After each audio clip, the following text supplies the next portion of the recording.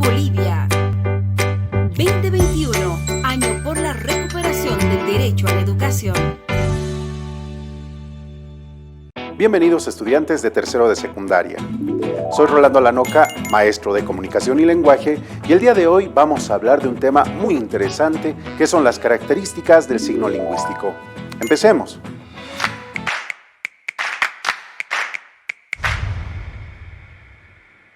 Hablemos entonces de las características del signo lingüístico.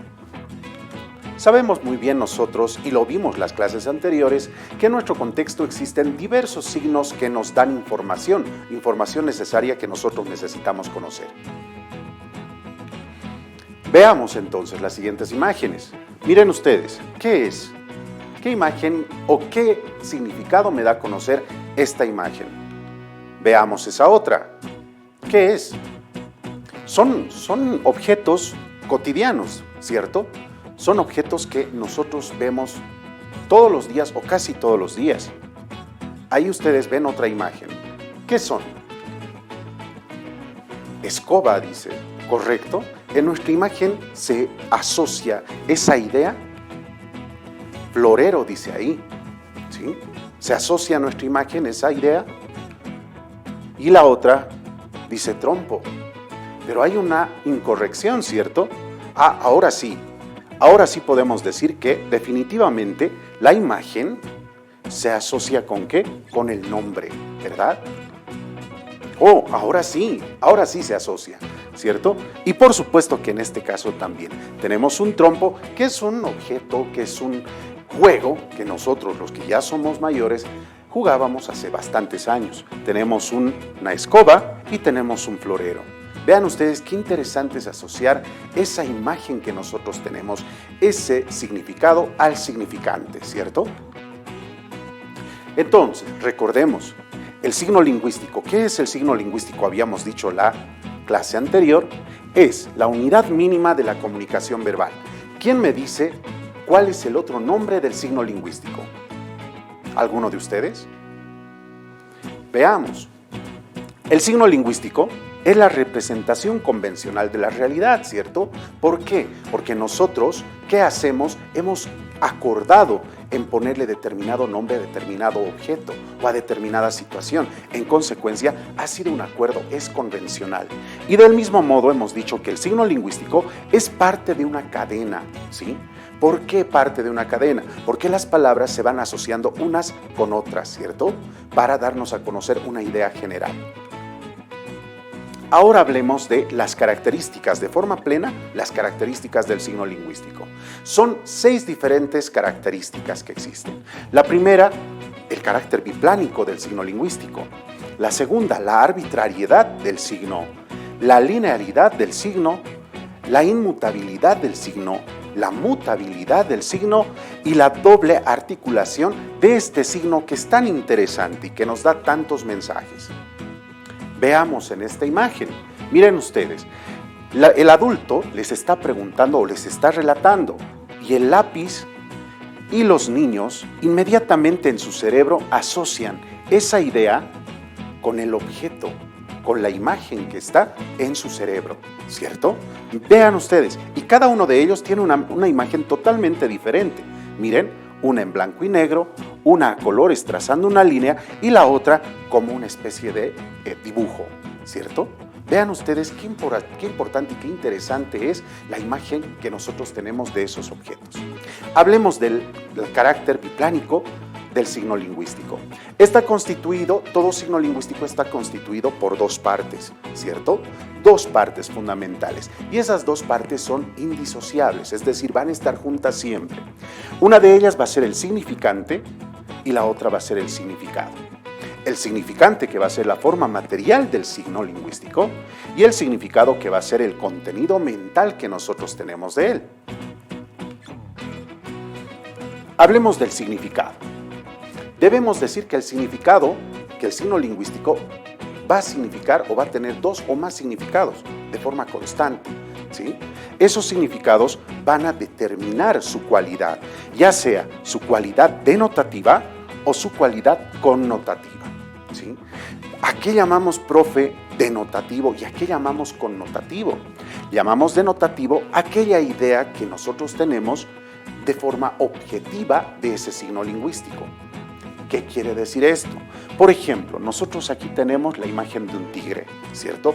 Cuando mencionamos la palabra tigre, en nuestra memoria se forma la idea objetiva, la idea que corresponde de forma plena a ese signo, que va a ser animal felino, ¿cierto?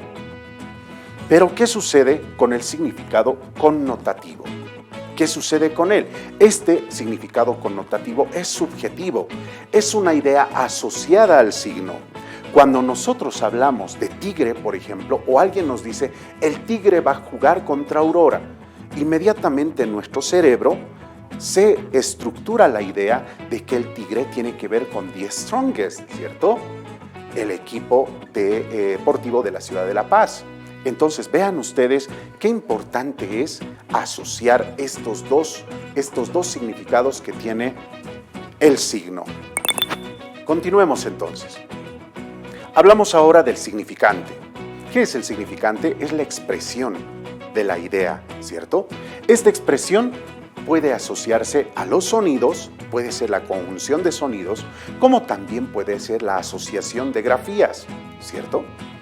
Entonces, hay un problema muy singular en esta situación. ¿Por qué? ¿Por qué no nos entendemos? Decimos, mucha gente dice, es que no nos entendemos.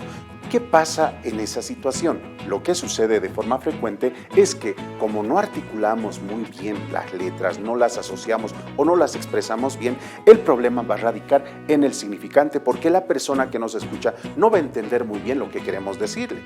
¿Por qué? Porque a veces cambiando una letra, nosotros podemos cambiar toda la idea que estamos planteando. Por ejemplo, parecen muy similares las letras que asocian para esta palabra, caja. Cambiamos una letra y tenemos otra idea, capa. Cambiamos de letra y tenemos otra idea totalmente diferente, casa. O cambiamos de letra y tenemos la palabra cama. Del mismo modo, cambiamos la idea y tenemos la expresión cara, ¿cierto? Vean ustedes qué importante es saber articular muy bien las letras. Ahora, hablamos de la arbitrariedad. Otra de las características del signo lingüístico es la arbitrariedad. ¿Qué es la arbitrariedad? Es la unión entre el significado y el significante que va a ser inmotivada, es decir, va a ser convencional. ¿Por qué convencional? Porque esta idea que yo tengo va a ser representativa de diversos idiomas, ¿cierto? Y va a significar lo mismo. Por ejemplo, en español decimos casa, en inglés house, ¿cierto? En aymara uta, en quechua huasi. Pero todos ellos refieren a una idea, que es un espacio de 4 paredes frecuentemente en el que existe un techo, ventanas y una puerta. Casa, ¿cierto? Vean la arbitrariedad que tiene el signo lingüístico. El signo lingüístico también tiene carácter lineal. ¿Qué pasa con el carácter lineal del signo lingüístico? Es que se asocian en un orden, ¿sí? Se asocian en un orden. Veamos, C más A más S más A me dan a conocer casa, ¿cierto? ¿Qué sucede si yo cambio de posición alguna de ellas? Si pongo la A a este lado, la S al medio, la A después y la C al final. Asac. ¿Qué es asac? No entendemos, ¿cierto? Entonces, el signo lingüístico tiene carácter lineal. ¿Por qué? Porque hay un orden en la estructuración de la idea. Del mismo modo debemos decir que el signo lingüístico es inmutable. ¿Y qué significa ser inmutable? Es decir, se mantiene inalterable en un determinado momento. ¿Por qué?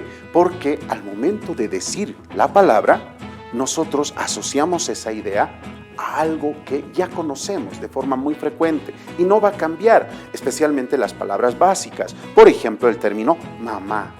No cambia, ¿cierto? Se mantiene tal cual está. La palabra silla. Nos mencionamos silla, inmediatamente en nuestra cabeza se hace la imagen, ¿verdad? La palabra país, del mismo modo, se asocia a nuestra región. Pero el signo lingüístico también puede ser mutable. ¿Por qué puede ser mutable el signo lingüístico? Porque con el transcurso de muchos años ese signo puede ir cambiando, ¿sí? Puede ir cambiando. Ahora, miren ustedes, antiguamente a este objeto que nosotros llevamos en el hombro para ir a clases le llamaban morral, ¿sí? Posteriormente pasó a ser mochila. Muchos años después, en nuestro tiempo actual, hablamos de morral nuevamente. Vean ustedes cómo ha ido cambiando, ¿cierto? O hemos ido recordando algunas palabras. Del mismo modo puede haber cambios momentáneos. Por ejemplo, en la palabra lima, a esto se llama polisemia, ¿cierto? La palabra lima, miren ustedes las diferentes imágenes que se asocian a él. La palabra polisémica lima, lima herramienta, lima fruto, Lima, capital del Perú. ¿Sí? Continuemos. El signo lingüístico es doblemente articulado. ¿Por qué? Porque está compuesto por partículas pequeñas, por letras. Habíamos dicho ya muchas veces que el signo lingüístico es la palabra, ¿cierto?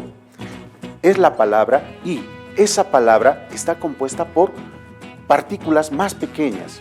Para decir papá, nosotros asociamos p, a, ¿cierto? Papá, ¿sí? Vean ustedes cómo se han asociado esas letras para poder conformar esta palabra que es tan interesante. Hagamos un ejercicio entonces. Escribimos L o NL según sean signos lingüísticos o no lingüísticos. Por ejemplo, cabellos blancos. ¿Qué sería L o NL? Revisemos. Del mismo modo, leemos en un grafiti la palabra juego. ¿Qué sería L o NL? El aullido de un perro en la noche. Nos da miedo, ¿cierto? ¿Qué sería L o NL? El letrero que dice use barbijo. ¿Qué sería L o NL? Te sugiero revisar tus respuestas para poder conocer y comprender realmente el tema. ¿Viste cuán importantes son las características del signo lingüístico y conocerlas a cabalidad? No te olvides consultar los textos de aprendizaje del Ministerio de Educación. Del mismo modo, te sugiero que te cuides mucho y que siempre tratemos de cuidar a nuestra madre naturaleza, nuestra Pachamama. Te mando un saludo muy grande. Hasta la próxima. Educa Bolivia 2021, año por la recuperación del derecho a la educación. Recuerda tomar distancia